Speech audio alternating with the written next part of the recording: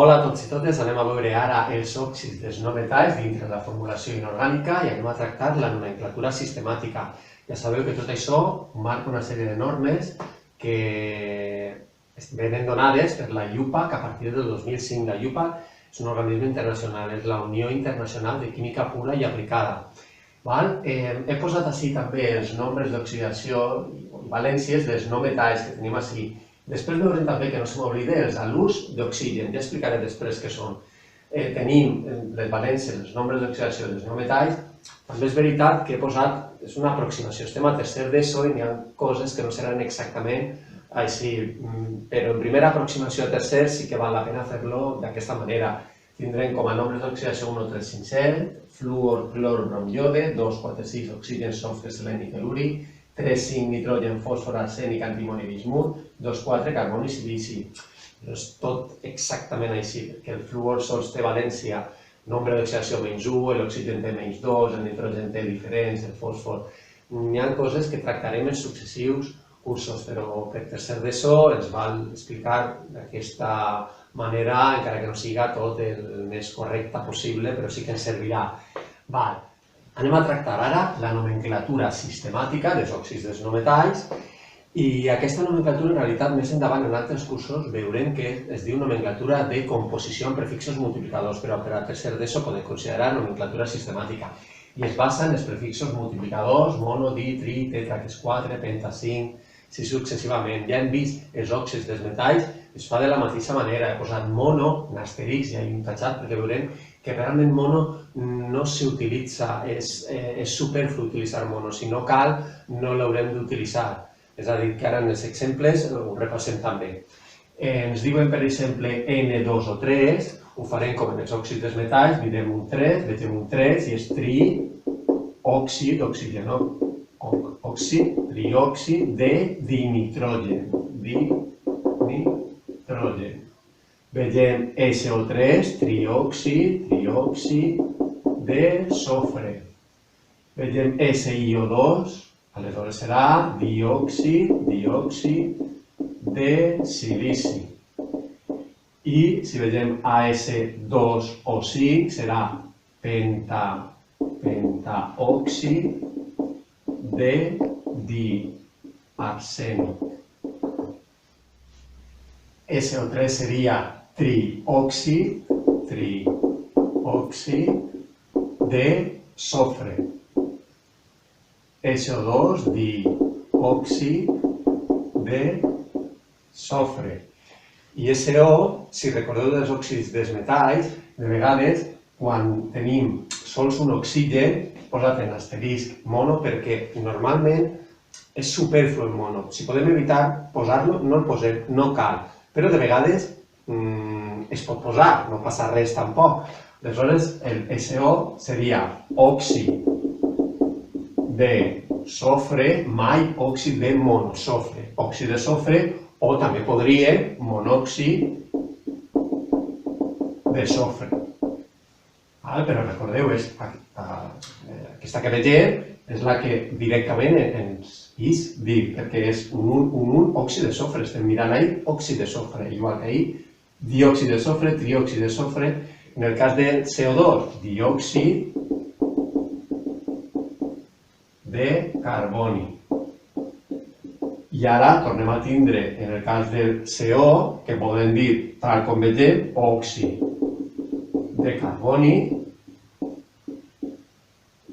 però també monòxid de carboni.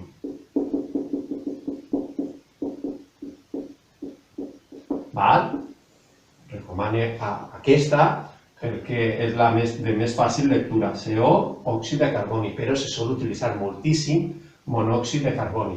O monòxid de sofre, o monòxid de nitrogen, de vegades alguns s'utilitzen més, però és correcte òxid de carboni i òxid de sofre.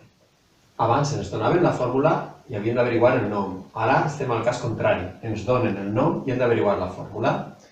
La nomenclatura sistemàtica ens diuen triòxid de diantimoni. L'últim nom que vegem és antimoni, és Sb, el tenim així, Sb, nitrogen, fòsfor, arsènic, antimoni, bismut, posem antimoni, després di, és un 2, òxid, oxigen, tri, un 3. Triòxid d'antimoni, Sb2 o 3. Triòxid de sofre, sofre, oxigen i un 3. Diòxid de tel·luri, tel·luri, Te, oxigen i un 2. Pentaòxid de dinitrogen, nitrogen, un 2, di, oxigen, desòxid, penta, 5. Triòxid de seleni, Se, òxid O i un 3, triòxid de seleni. Diòxid de seleni, SeO2, és un di.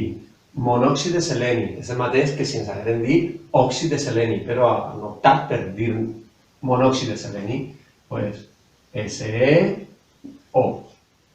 Anem a veure ara els halurs d'oxigen. Posat així, halurs, nomenclatura sistemàtica, que és l'única que s'utilitza.